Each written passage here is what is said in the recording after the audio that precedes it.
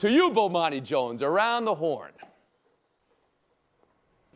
It's going to come down to whether or not Minnesota can focus and hold on to the basketball. The Timberwolves led the league in points forced off of turnovers this year, one of the highest numbers anybody has had in years, and they are actually now forcing more points off of turnovers in the postseason than they did in the regular season. Minnesota, on the other hand, has turned the ball over 20 times in 3 straight games. They're averaging almost 15 turnovers per game in the postseason. But if they can hold on to the ball, you realize that a big part of how Oklahoma City does this is those points off of turnovers. What they don't have is a second option who can get his own shot. And the thing that Minnesota does have with Randall and Anthony Edwards is 2 guys that can get their own shots. And maybe I'm just an old school, antiquated old playoff watcher, but dudes that can get their own shots are what determine how deeply you wind up going in the playoffs. So the depth that Oklahoma City has is fantastic. And if the refs let them play defense like fouling octopi, then they'll also be in great shape. But if they can't do that, they're going to have to get buckets in ways other than shooting 3-pointers. And there's questions about everybody on that team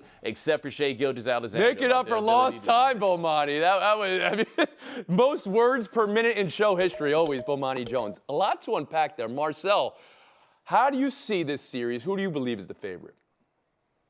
I mean, Oklahoma City should be the favorite. They had one of the best regular seasons we've ever seen in terms of point margin and point differential. They have one of the deepest rosters in the NBA. I think it boils down really to 2 things. One of them, Bomani touched on.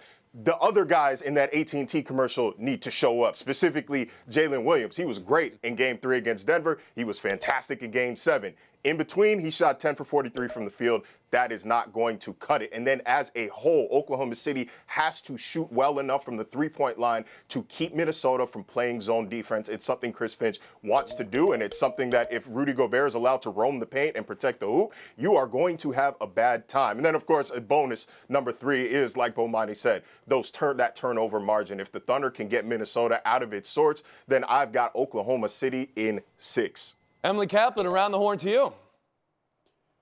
Yeah, it's Oklahoma City for me. Like Bomani said, the things they did in the regular season, they do even better in the playoffs. That's an identity. But their real strength is their depth. And the X factor to me is Alex Caruso. What that guy is able to do in 22 minutes tonight is insane. It's like a hockey shift, right? He conserves all of his energy. He goes out there. He annoys the heck out of somebody. What he did to Jokic in just 100 pounds difference, 6-inch difference is pretty remarkable. So I'm looking forward to seeing, do you match him up on Randall? Do you put him on Ant for a little bit? And okay, if he's on the bench, you still got Dort, you still got Wallace, you still got Jalen Williams, a lot of other guys who can defend. Of course, there's a lot to like about Oklahoma City, but something Kaplan said there, what they did in the regular season works in the postseason. They did just go to 7 games in the second round, Bill Barnwell. Is that a source of suspicion for you, or who you believe the favorites are? Yeah, I still think OKC is the favorite because of what we saw from them over the broader regular season. But since the start of March, Minnesota has been just as good as OKC, 25-6 since the start of March, winning games by an average of about 10 points per contest. They're healthy, which we can't say about every single NBA team that's maybe decided that last series. And I agree with Emily. Alex Caruso is going to play a huge role in this series.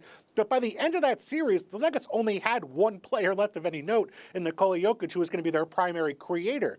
As Bomani said, there are multiple creators who can get their shot on this Timberwolves offense. And I also think, by the way, on defense, they might have learned something from the Nuggets in that last series. Play more zone. Force the guys who aren't SGA to shoot. That's the way you beat OKC coach Mark Daigneault said that precisely, that they did learn something. How many times did I hear Bomani is right in that answer? Have you guys forgot how we do this show? Bomani, one thing Marcel said, that you might see some zone defense from Minnesota. How do you feel about zone defense, Bo? You know, as much as I like Anthony Edwards, encouraging him to engage in such cowardly behavior is not really what my get down is. But at the same time, apparently it's been effective, and that's what they do in basketball these days. Is play zone Wait, didn't defense. you once sell T-shirts that said "Zone is for cowards"? Do I have that right? I That believe is that right. was it. Yeah, that is right. I didn't sense which way you were leaning in this series. So who you got, Bomani? I think that this is going to be the Anthony Edwards star turn, and that Minnesota is going to wrap this up at home in 6 games. Bill Barnwell, who you got? Give me Wolves in 7. Emily Kaplan. Bomani, sorry, Anthony Edwards hasn't had a star turn already. I got Oklahoma City, though, in 6.